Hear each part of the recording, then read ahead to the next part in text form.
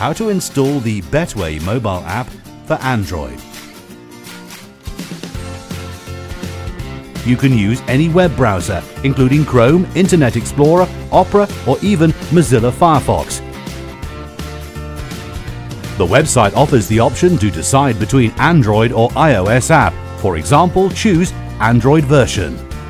Once you click on the download link, your Android device can provide a security message stating that the file was blocked as it was considered unsafe.